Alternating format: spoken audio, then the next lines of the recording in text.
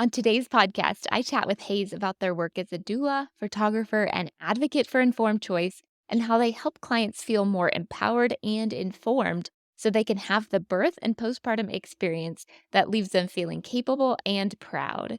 Hayes also talks about how to prepare for birth rather than planning your way out of it, and what life might look like if we actually honored people's choices when it comes to pregnancy, birth, and postpartum. Welcome to the Resource Doula podcast. I'm Natalie, your host, and my goal is to equip you with the tools and information you need to make informed healthcare decisions while having some fun along the way. Through engaging interviews with experts, personal stories, and insightful commentary, I'll save you the time and effort of sifting through countless sources on the internet.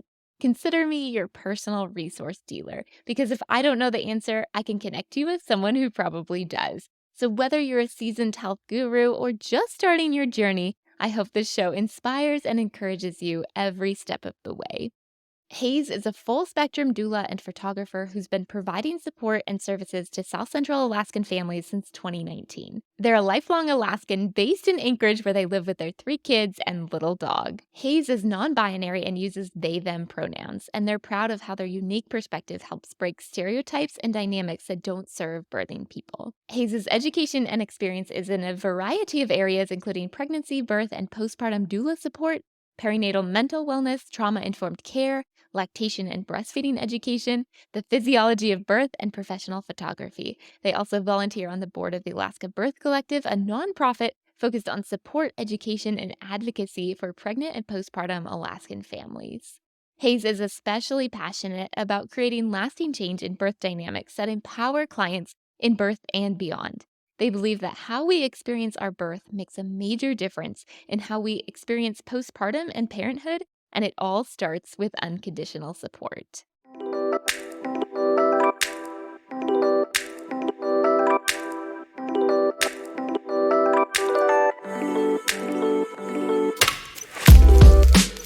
Hayes, welcome to the Resource Doula podcast. Thank you so much for being here today. Yeah, thanks for having me, Natalie. It's always good to see you. Likewise, I want to just start out asking kind of what is your backstory? What led you to doula work, and how did you decide to make this your career and the sole thing that you're doing? Yes, great question. Kind of a couple factors. Obviously, my own birth experiences definitely opened my eyes to a lot of things as far as like what might not serve birthing people living in America in general. Um, but also just I've always been really curious about birth and babies. Even when I was younger, I kind of thought that I might go into a nursing career, maybe doing something with babies and nursing. So I became a certified medical assistant to begin with, and I very quickly realized that I am definitely more drawn to the emotional support aspect of things rather than the medical care. I kind of got in trouble, quote unquote, with with my doctors a lot because I would spend a lot of time in patient rooms getting their vitals because I ended up just talking to them and it was hard for me to just be like, "Okay, well, thanks for your vitals. See you later," when they were having a very emotional experience with what they were dealing with medically. Yeah. Um, so that was kind of like my first awakening of like, okay, maybe medical is not going to be my jam, but I still didn't really know exactly what I wanted to do. Um, and after my third baby was born, it was when it really hit me. Like I knew what a doula was, but I didn't truly understand what a doula did until after that birth. And I went, oh, it would have made a huge difference to have somebody there with me that could have Yeah. been giving me the guidance and suggestions. Because I'm the type of person who attacks everything with information and knowledge. Like I just want to learn more about it to feel more prepared for it. So by the third baby, like I had taken every class and read every book out there to prepare for his birth, and it still ended up being just a really hard experience in a lot of Mm. ways. Birth is inherently unpredictable, of course. Um, but yeah, so after his birth, I also didn't have a job that I was going back to. It was an opportunity to start a new career or go down a new path. And so I thought I would give it a shot to be a doula. It sounded really intriguing to me. It was really the only thing I was excited about as far as what I was thinking I'd want to do.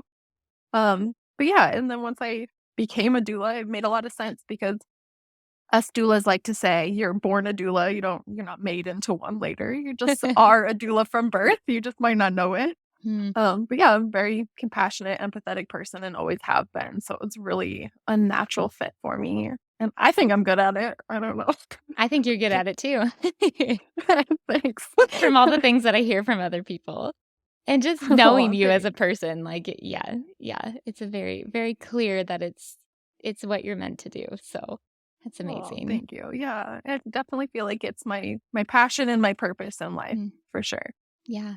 Okay, so you also do photography, Yeah. and your whole thing I mean, your business is called Empowered Birth Alaska, so your whole mission, from my understanding, is to really empower people to have the birth that they want, regardless of what that looks like, and feel like they're in their power for that experience. So can you talk Mhm. about what that exactly means, and then also how photography plays a role in that? I'm really curious about this. Yeah, absolutely.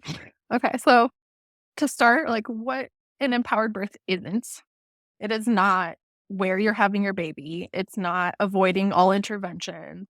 It has nothing to do with the XYZ of exactly how it goes per se. It's a feeling. It's about feeling fully supported in every choice that you make. It's about being fully aware of everything that's happening to you and your body Mhm, and giving consent about those things.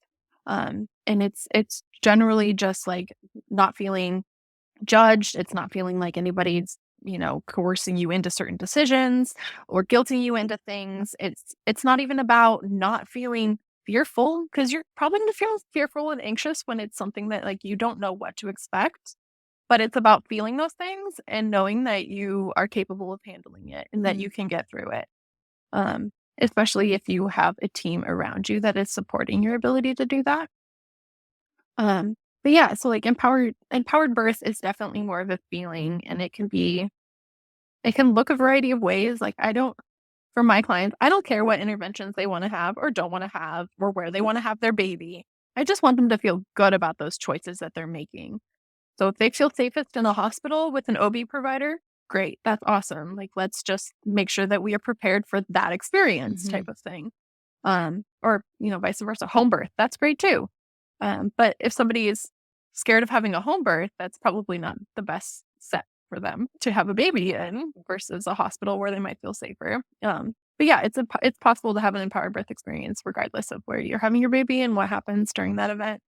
And then photography on top of that, it's really cool to look back on your experience and get to be like, wow, like I did the damn thing mhm, and I did it with courage and, bravery, and I faced all of the things that came my way, and seeing yourself handling that, like, mhm, it's a really powerful thing, and we don't always get to look back and witness our births from a different perspective, and most of the time people have eyes closed, you're very centered, very, like, in your body during a birth, so you don't know what's going on around you, and being able to see yourself, like, handling that and from another perspective is just really cool and really powerful, I think. mm.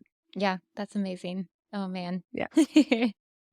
So I would say oh, go ahead. sorry. I would say that photography is, like, my creative outlet on the side of doula work, so, like, if I'm there, I might as well grab my camera and snap a couple pictures of you being a total badass in that Yeah. moment.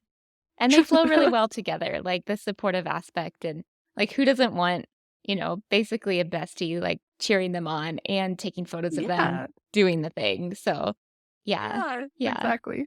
Do you feel like you mostly have first-time parents, or do you have, like, 2nd and 3rd and subsequent babies, or what's like, who is your client generally? Yeah, I feel like there tends to be more first-time parents. Mhm, When it's just something that you have no frame of reference for is what to expect. That can be, popular to have a doula with you, but that's not the only clientele. Definitely there's second, third time parents that yeah, maybe they had a bad birth experience with their first and didn't have a doula and they want to do it differently this time. Or maybe they had a doula and loved that experience so much that they wanted a doula again. But there's kind of a variety of who's gonna be hiring a doula and also where they're having their babies. I tend to do mostly hospital births, but there's also a lot of birth center births and home births in there too. yeah, yeah. It's interesting, in Alaska, we have the highest rate of out of hospital birth in the nation, as Mhm. you well know. And so I think a lot of people listening to this, they may not be as familiar with birth center versus like a birth center in a hospital. Can you talk about the differences and what Yeah. someone might expect in those separate settings? Yeah, definitely. So, um, like a birth center or family birthing center in a hospital, it's definitely still a hospital type environment. Like they might be more set up to cater to like your family experience. For example, Matsu Hospital is family birthing center. They just don't move you to a different room when you're postpartum. You stay in the same room. That tends to be the biggest difference that I've seen as far as what their family birthing center versus the other hospitals that have just labor and delivery. Um, and so you have like all the benefits of hospital sport, but it's just a little more cozy and homey at a Mhm. hospital birth center Yeah. versus a birth center separate from a hospital, which is a lot more like home than it would be a hospital where you have just a queen size bed and, like all of the same things that you would have at home, or if you were like going to stay at an Airbnb. That's kind of what a birth center is, but they also have equipment and supplies to handle whatever birth events might happen there. So it's like a good mix of maybe you want to be cozy and at home, but you'd like a little more peace of mind to have more medical instruments on hand, for example, if something were to happen. Yeah. If And you don't wanna that deal makes sense. with cleanup or have to have Yeah. anybody else deal with cleanup. Yeah. But even at a home birth, like, the midwives and the assistants are taking care of a majority of the cleanup, starting a load of laundry for you and everything before they leave, so Midwives are awesome. but yeah. Yeah, they Oh, really are. so, okay, something that we've talked about prior to this is the term fear pressure, Yeah. and that's such a unique term, and it's really I don't know that I've ever heard it from anybody else. So, can you talk more about that specifically, what it means, and then how it's played out in births that you've witnessed, even your own experience that you would like to share? And how do we combat it? Yeah. It's a So loaded fear question, pressure I know. I know.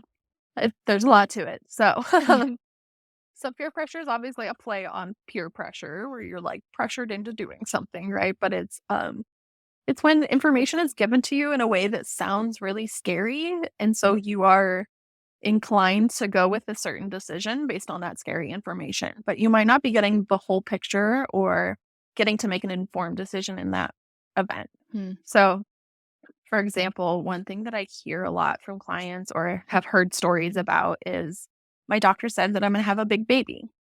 And if I'm having a big baby, that means that the risk of C-section or shoulder dystocia goes up significantly, and shoulder dystocia could leave permanent damage to my baby. Therefore, I should induce, right? mhm, But they're not getting the picture of like, okay, how accurate are these weight measurements, first of all? And then also, what are the risks of induction itself?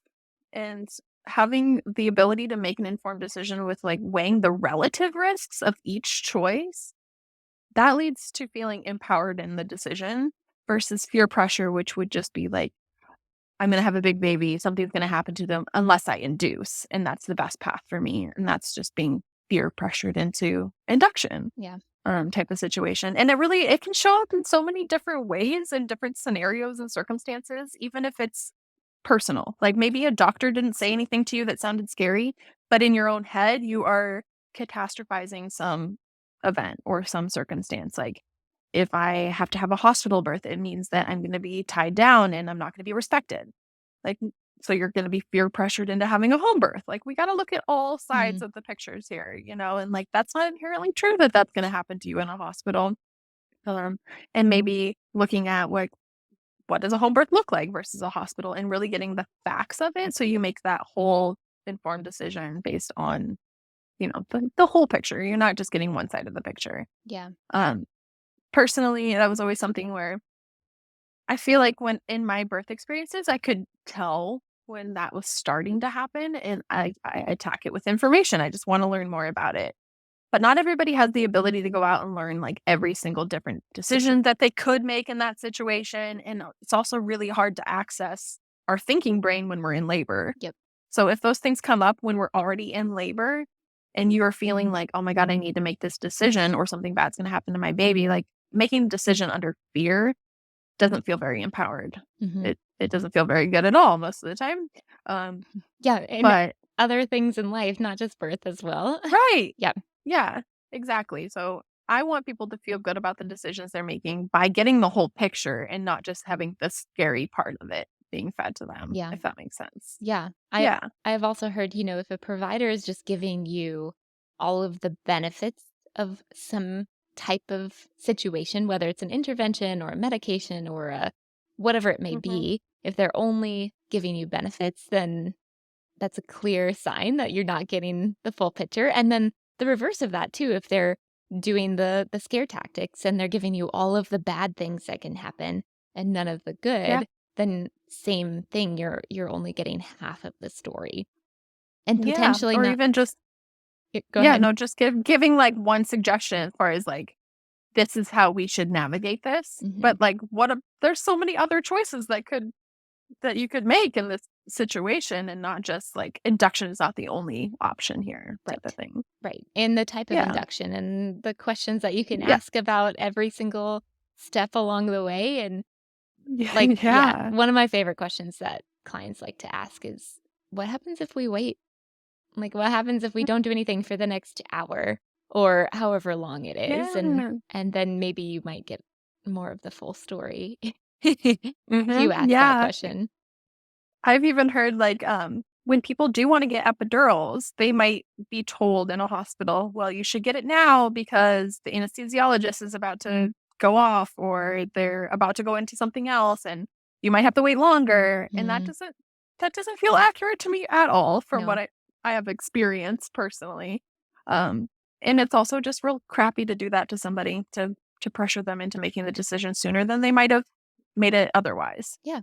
Yeah. Um, because again, that's another version of fear pressure. And it's like, okay, but what if if you want the epidural, like, let's do that. But if you're not sure about getting the epidural, what if we do something different for a half hour and then reassess and see how you feel then? Or, even just a change of positions or and change of environment can make a big difference in how you feel in 30 minutes. But Yeah. sometimes doing nothing or doing something else is like a great segue into feeling good about the choice to get an intervention rather than just going straight into the intervention. It's like, okay, we've tried every little thing that we can. So I feel Mhm. good that we've exhausted our options. And now I feel empowered in making this decision to get this intervention. Yeah. Yeah. And forcing someone or pressuring them to make a decision faster. It's just an example of how Mhm. our healthcare system is not person focused. It's like the Yeah. schedule of all of the providers versus the schedule of the mom or the birthing person. Like it should be on their terms, right? Like birth in Yeah. general is not a Exactly. timed or scheduled event. Hmm. So why Yeah. push it into a box that it's not made for? Yeah. Yeah. Exactly. Hmm. Hmm. Can you share an example of maybe a birth experience that you've witnessed where this has happened and then your client has been able to stand up for themselves and chosen a different um, path or option? Um, putting me on the spot on this I one. know.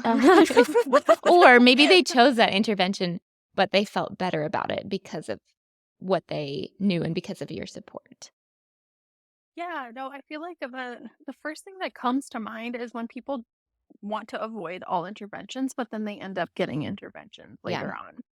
So a common one is I don't want an epidural. Mhm. Now it depends on how set they are on that because some people are like, at all costs, I am not getting that epidural, and other people are kind of more like I wanna see how far I can go. I'm not opposed to it if it's needed, right? But the people who are very, very against it, it can be really hard if you are faced with something during your birth where now you do need to make a decision that veers off of your original plan. Mhm. And so, like, I've had this one in particular client. This doctor walks in. She didn't want any interventions. The doctor walks in and goes, "So I hear that you want an epidural." And she was like, "No, I don't want an epidural." And she goes, "Okay, well, we'll see. We'll see how it plays out." And it was like a very invalidating, Hmm. right off the bat type experience with this provider. And I was just watching my client's face during this interaction because I normally like if my client's talking to a provider or a nurse, I'm not going to be interrupting or be part of that conversation unless it's like something that I could be really helpful intervening with. Yeah. So I was just watching her face and she was like, "No, I don't want an epidural." And the provider was like, "Okay, yeah, well, we'll see." And then kind of kept came back to it later. It was like, "So if this thing happens, then you're probably going to want an epidural." And my client was like, "No, Mm. thank you." So the second this doctor left, I looked at my client and was like, "How do you feel after that conversation?" And she just burst into tears, which Mhm. I fully expected in that moment because this provider had been very invalidating to her original plan. But we talked it over. I was like, "You know what? You don't have to have this provider if they make you feel gross. Yeah. You can fire them." And so she did. She fired that provider and got somebody else. Yeah, Yay. and that that somebody else that came Mhm. in was so validating for whatever she wanted. She didn't even question the epidural thing. But eventually it did get to the point of that client needed an epidural. It was a long labor and she was exhausted. And so I asked a bunch of questions. We tried all the position changes. We got in the shower, we got out of the shower. But she eventually hit a point where she was like, I don't want it. I don't want it. But what happens if I do get it? But Mhm. what about this if I do get it? And to me, that was like, okay, look, it sounds like like I know you didn't want this originally, but it sounds to me like you're kind of going in the direction of this might be a good idea for you in this moment because you're exhausted and nobody like I do not want anybody to suffer through the experience of meeting their baby. That's just Yeah. not cool. Yeah. So she eventually came to the conclusion of like, yeah, okay, I think I do want it. Like, I don't love that I want it, but I do want it because I think it'd be helpful right now.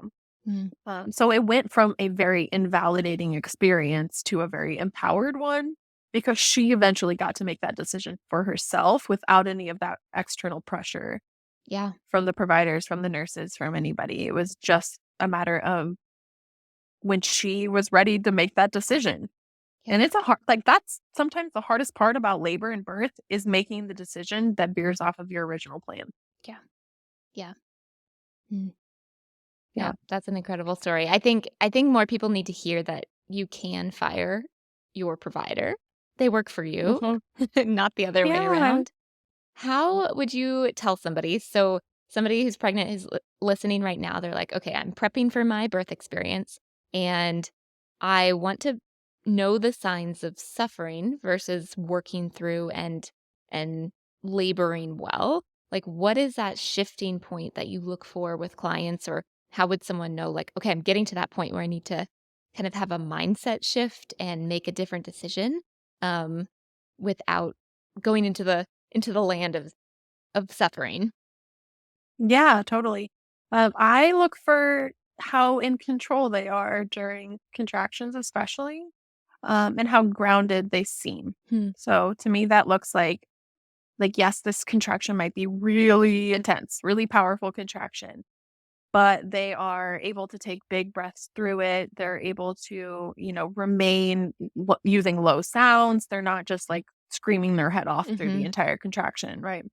But if it slowly starts to shift to where they are not able to keep their breath under control, or they're making very high pitched sounds every time, or as they start to feel contractions start, you can just physically see them just recoil and try to pull away, and they start losing their ability to stay calm in that situation. Yeah. Then to me, that's like, okay, we need to do something different here. Whether that is just like a pep talk or let's try a different position, let's try a different maybe counter pressure this time, maybe getting in the bath, um, or even just like a one at a time kind of reassurance. But if they cannot find the ground in that experience, then to me, it looks like suffering and I don't want them to suffer through it. Yeah. Like we have to do something differently for you to stay in control of what you're experiencing. And I mean, yeah, the control looks different, right? I don't want you to be quiet. I don't want you to be still, but I don't want you to be screaming and white knuckling versus just being intentional about breathing and using movement and yeah, Yeah. that kind of a thing, if Yeah. that makes sense. Yeah, absolutely. No, that's, I think, really, really helpful. What would you say is like your tool that you use the most when you're doulaing? I love this question That's for a good doulas. question. I know. Like, curiosity tends to be a big one, just Mhm. being curious and asking good questions, that can help people come to their own conclusions if I'm just asking good questions to help them navigate that.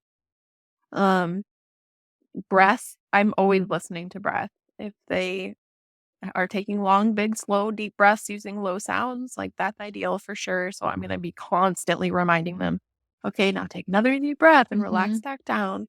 Um, but I also have these little spiky, squeezy things that everybody Ooh. loves.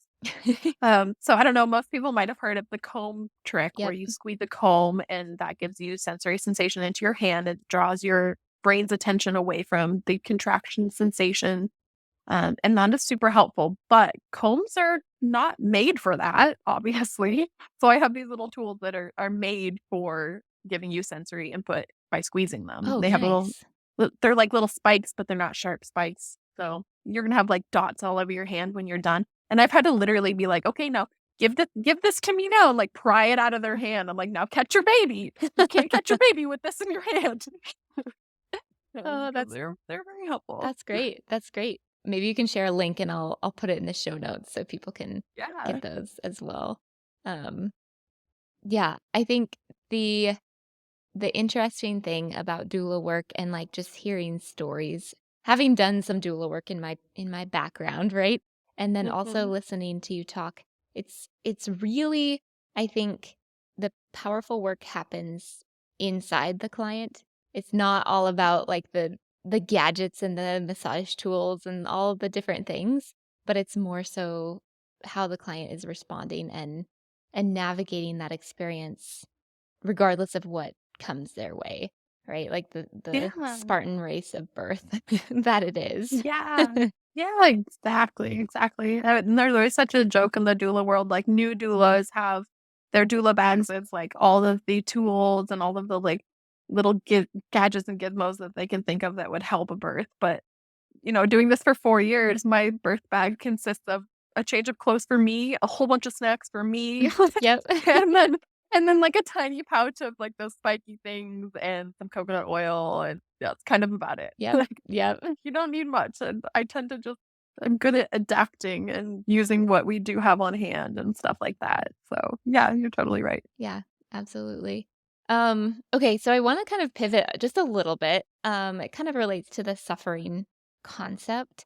You have been trained in trauma-informed care, and that's something that you work into your practice with clients. I'm curious about how that comes into the birth room and what are some strategies for someone who has experienced trauma and then is facing it again during their birth because birth is a raw experience, right? And can bring up a lot of past, trauma. So, yeah, I'm curious about that. Yeah. Okay, so the first thing that comes to mind is my favorite quote ever. It's by Peter Levine, who's a trauma expert. And it trauma is not what happens to us, but what happens inside of us in the absence of an empathetic witness. Mm, And I think that just speaks volume mm, as to like the most basic thing that a doula can provide is their presence. yep, And knowing that like somebody is not alone in this experience, somebody sees them. Like, I hear you, I see you, I'm here for you specifically. That can make a huge difference in feeling traumatized by a birth versus not. But really, it like you just mentioned before, it's more about what happens inside of us throughout each moment of this experience. So, somebody who has faced trauma, whether that's birth trauma or otherwise, one of the biggest tools that's helpful to them is just constant communication. Like, I am talking through everything that's happening around them to them so they are completely informed and aware of what's going on. Also, what might happen next and preparing them mentally, like, okay, this means that the next step is this. And that way, when the next step comes, they're not surprised by it. They feel like, okay, I was expecting this to happen. I mentally prepared for whatever's going to happen next. mhm, Um, but then, for example, like when we can't predict certain things, a big one is like when babies need help getting started breathing after birth. mhm, That's terrifying if you don't know what's happening. And it's terrifying if you don't know what normal newborns look like. Like, babies come out very blue and purple, right? And so Yep. immediately people can be like, "Oh, are they okay?" And then you Mhm. see that your baby needs extra help, and then your mind goes to the worst case scenario. But if I'm right there next to you being like, "Hey, your baby's alert, they're awake, they're just a little bit wet, they just need help clearing out that fluid from their lungs, so they're gonna take them, and yes, I know that they're rubbing your baby very vigorously, but that helps them get stimulated to breathing," and, like, talking through every little bit of that Mm. so that they're not confused and they're not, like their mind doesn't have the opportunity to run away with all of the possibilities of, worst case scenarios in that situation. Yeah. That makes a huge difference. It really does. Yeah, especially I think when that's kinda providers are not they don't always have the time to talk through everything that they are doing because time is of the yeah. essence in those situations, the emergent situations, and, Yep. um, they just are doing their job as quickly and as efficiently as possible, and Yep. oftentimes it leaves, yeah, people wondering, "What is going on? Why is this Exactly. happening right now?" Yeah. Exactly, yeah, and I tell people, like, you almost don't want them telling you what's happening in those moments because you want them to be taking care of your baby and doing all they can in the medical part of it, right? But, like, if I'm not there talking you through it, yeah, that becomes a very scary situation really quick. But if Yeah. they're doing their job medically and I'm talking you through it, then it's like, "Okay, everything's fine. Everything's fine. Everything's okay." Mhm. Instead of, "Oh my god, what if, what if, what if?" and going off on that. Yeah, Yeah. that's huge. Yeah. You said when we were prepping for this, you said you can't plan your way out of hard things happening, but you can Yep. prepare your way through it. Oh Yeah. my gosh, I love that. Yeah. Can It's like you birth plan. expound? Yeah. Yeah, like your birth plan it shouldn't be a plan. It's like your birth preferences, right? Because we can't predict how a birth is going to go. No matter how many babies you've even had before that, it could be completely different every single time. Mhm. Because it's the first time you've had this baby. So, yes, like you can plan a lot of different things, but you cannot predict how they're going to go. So, preparing in a way that you can navigate through the unexpected to the best of your ability, that's what makes the biggest difference. The hard stuff is going to come up. Birth is hard. It doesn't matter if you get an epidural at 3 centimeters and don't feel a thing. Like, it's still a hard process, Mhm. regardless of how it goes. So yeah, it's like the hardest part sometimes is making decisions that veer off of your original plan. So if you're set on like a certain way of things going, that can create a lot of trauma in itself, a lot of Mm. suffering in itself if it does veer off of that. So preparing your way through it instead of expecting it, if you plan this well enough, then nothing bad's gonna happen. That was kind of my third birth experience too, by the way. Oh, It was okay, like okay. yeah, it was like I planned so many things and I educated myself in so many ways, but ultimately I the navigating through it is what made or break the experience. Mm. So, yeah, like, that's ultimately what will lead to an empowered experience is when you prepare your way through it versus planning your way out of it. Mm. I love that. Yeah. Yeah. Do you if you were to be like, "Okay, here's your top 3 ways to prep your mind and your body for preparing your way through it rather than planning your way out of it," what would you say to someone? Like, if you were to, like, fire off your yeah, top recommendations. Having a flexible mindset, I think, is very key. Knowing that, yes, we can plan for everything to go a certain way, but that doesn't mean it's gonna happen that way. Um, I think that is one of the biggest things. And so, like, using affirmations and meditations regarding, like, yes, I can do hard things. I can face challenges and get through them type of thing versus, like, yes, you can do hard things, but you don't have to do hard things if you don't want to or don't need to in that moment. Hmm. Like, I like with the epidural thing, right? I tell people, I know you can do it without any interventions or epidurals or whatever, but I don't think that you have to do it that way. Like, that maybe that's not what's best for you right now. Right. So having that mindset of like, what is the next right thing for me now? Not what is the if I make this choice, then it's going to lead to this and this and this later down the road. But what is the next right choice right in front of me right now? that I can make. And just taking it one little decision at a time helps you be more flexible with your mindset as far as getting through the birth experience. Um, and then, yeah, I mean, your body, like, I think taking good care of your body in general is great. But if we focus too much on like, if I do prenatal yoga every day, that's going to set me up for a better birth. Like I don't hold fast to anything like that because I don't think that's inherently true. We have bodies that just do what they want to do. Your baby has a Mhm. mind of their own, unfortunately. That's the hardest part of parenting right there is that your baby has a mind of their own and you don't get to make every decision because they have influence over that. Mhm. So, Mhm. yeah, I feel like, do things that are healthy and make you feel good, but just not holding on to having one particular outcome if you do this thing, if that makes Yeah, sense. absolutely. And then having people around you that you trust and feel supported by for sure. You don't Mm. If your care provider makes you feel any type of way, if they make you feel guilty or if they make you feel like belittled or maybe they act like you aren't aware of certain things or talk down to you. Mhm. Like that's a red flag in my opinion and you should just pay more attention to that. Like lean into it, get curious of like why does this thing make me feel this way? How could that play out when you're actually in the birth experience? Um and this is like almost almost a side tangent but also kind of the same thing. Yeah, like knowing your provider's rate of intervention because that becomes your risk of intervention. Yep.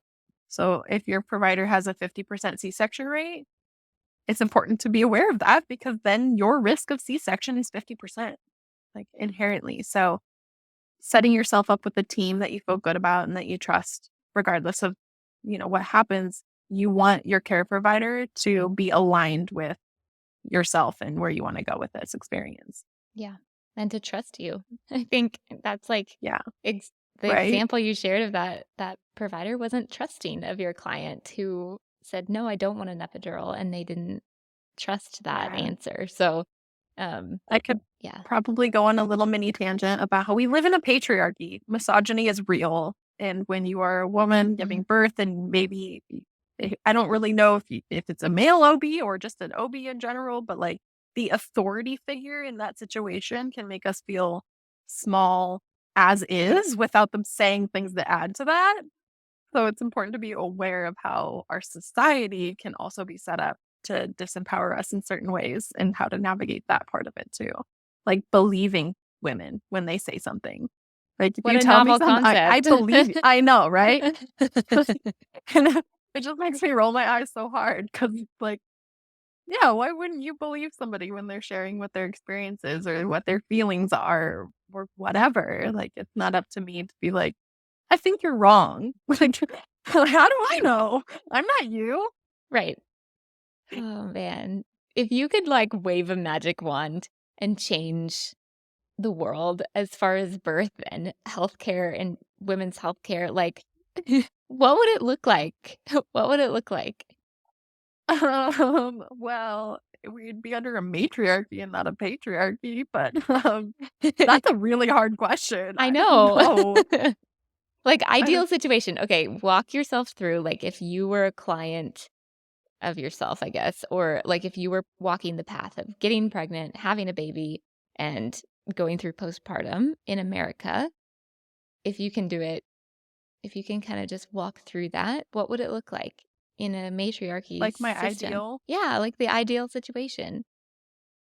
Um, yeah, it would be for one, respecting people's choices about their body and how they want to experience something is a big one to me. Yeah. Um, And from the get-go, right? If somebody is not sure if they even wanna have kids, I think, important to explore why would you want to? Why don't you want to? Because sometimes the reason for choosing children is, like, this is what we do, and that's it. Like, we're just taught from a young age that you get married, and then you have babies, and then you raise your babies, but, like, that's not best for everybody. That's not what everybody wants for themselves. Yeah.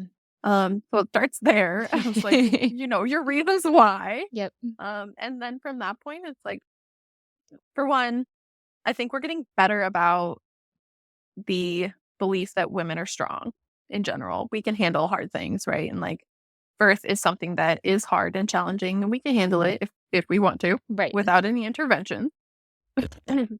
But also, if you do choose interventions, that's okay too. It's just a matter of what's best for that individual person.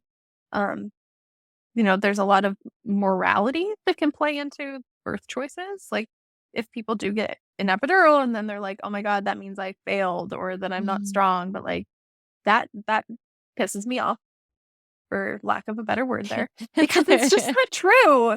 Like, it's so not true. Take the morality out of those kind of choices. It means nothing about your strength or your ability to do hard things if you opt to use a tool that's available to you. Mhm. And then going into parenthood and postpartum too, it's like it's not best for everybody to breastfeed. It's not best for everybody to be a stay-at-home parent.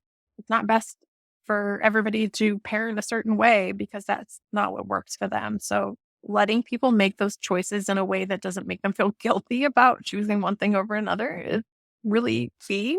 Like personally, I did breastfeed my babies, but I also had I didn't have complications with it. I had a pretty easy time getting started with it. If I had had complications, I was already in the mindset of, like, formula's bad. Like, why? It's a Mhm. tool that we can use to feed our babies if we need it, and there's no point in suffering through something because one way is better than the other. It's not better if you're suffering. Yeah, another Uh, fear-based decision a lot of times or yeah. guilt-based decision.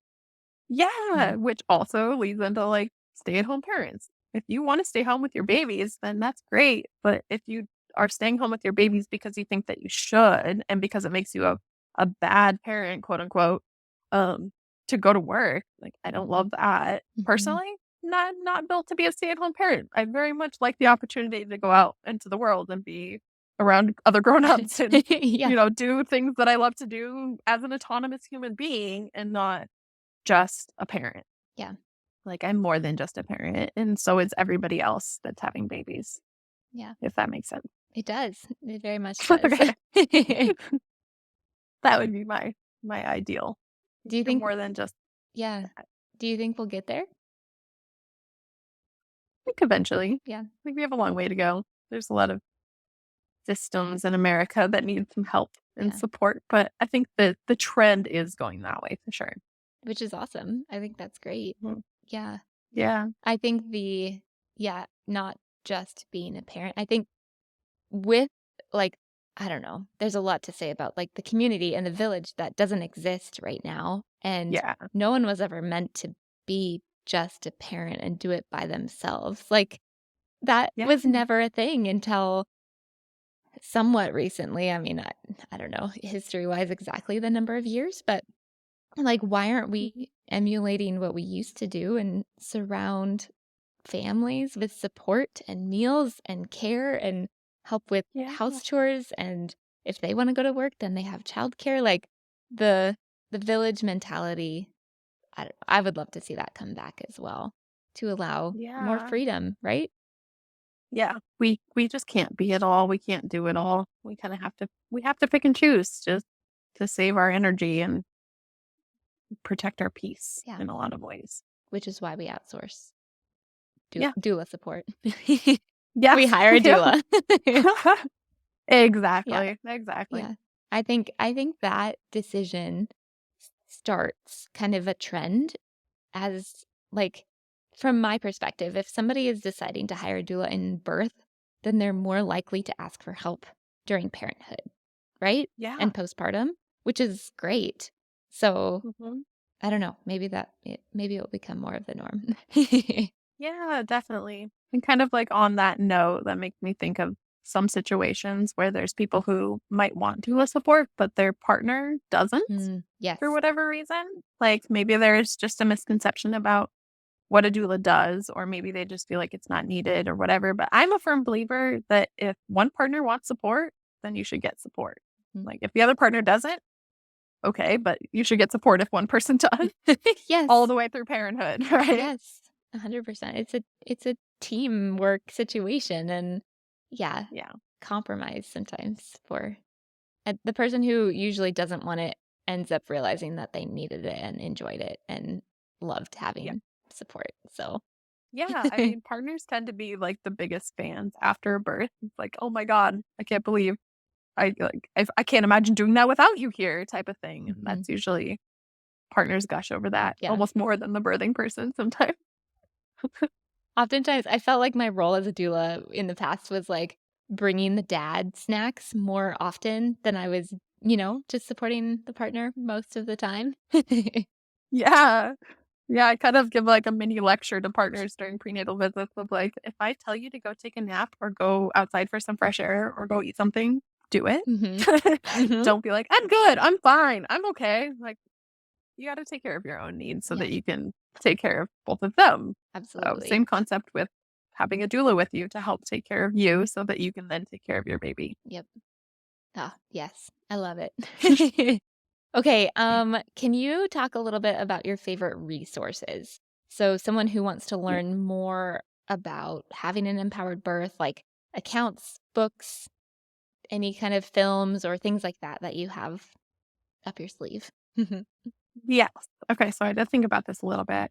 One of my favorite books that I've ever read is called Transformed by Birth. Ooh. Subtitle is Creating Openness, Resilience, and Strength for the Life-Changing Journey from Pregnancy to Parenthood. Hmm. It's by Britta Bushnell. Um, and it's about navigating the whole journey and not just about the end goal per se. So I love that book. Um, Evidence-based birth website is great for finding evidence-based information and resources there. And a YouTube channel by Nancy Moorbacher is one that I share with almost everybody. It's specifically a playlist called Natural Breastfeeding How-Tos. Oh, cool. And just like the way that she explains breastfeeding and the basics of it, I think is just very like well said and to the point. I love that one. And then Kelly Mom is a good website for breastfeeding and early parent support too.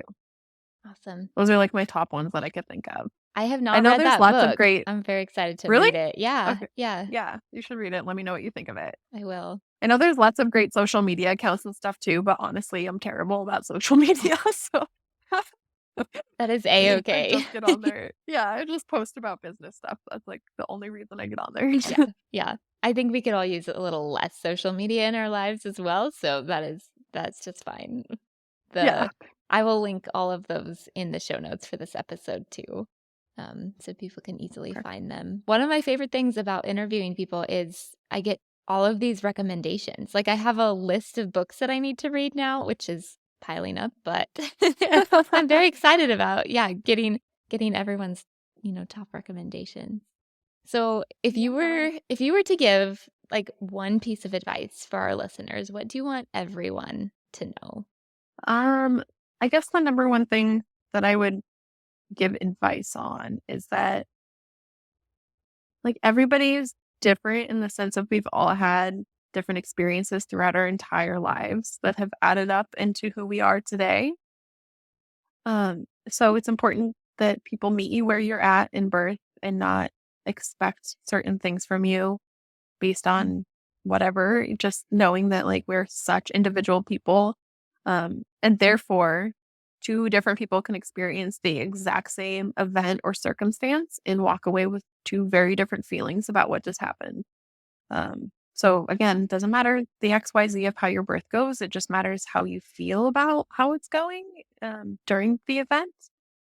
Because yeah, it's like it doesn't mean anything about how strong you are, how resilient you are, or whatever, your ability to handle pain. It doesn't matter. It just matters of like, did you feel supported? Did you feel heard? Did you feel seen um, throughout this experience? Because we're just so individual as people. mm.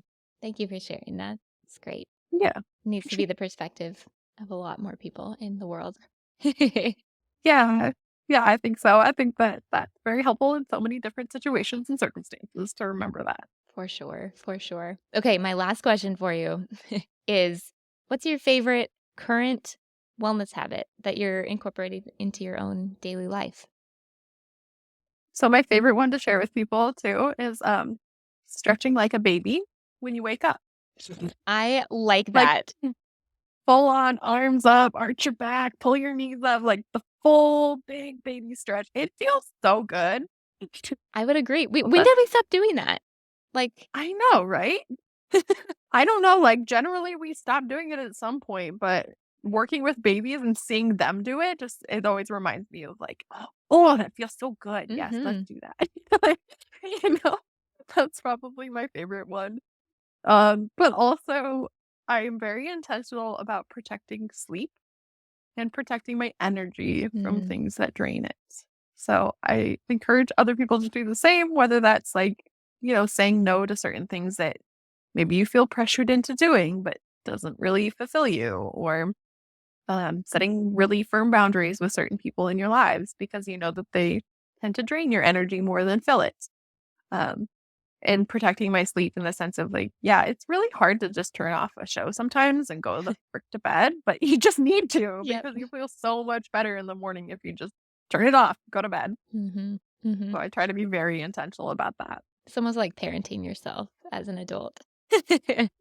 No, yeah, Yeah, definitely. Yeah, especially when you have babies, you kind of tend to realize certain things about how you could better care for yourself because you're doing these things for your baby, but you're not doing them for yourself. That doesn't make sense. yeah. And We're also, all you're just better able to show up as a parent when you feel well taken care of in that way. yeah. So, Awesome. Awesome. Okay, can you tell our listeners where to find you online, what services you offer, and then if someone is local, how would they get in touch with you to book? absolutely.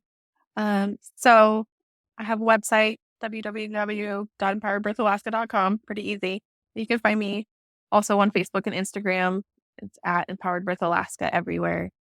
Um, and the services I offer, birth doula support is a big one. Birth photography is a big one. I do a combination, what I call doula tog, where I'm both.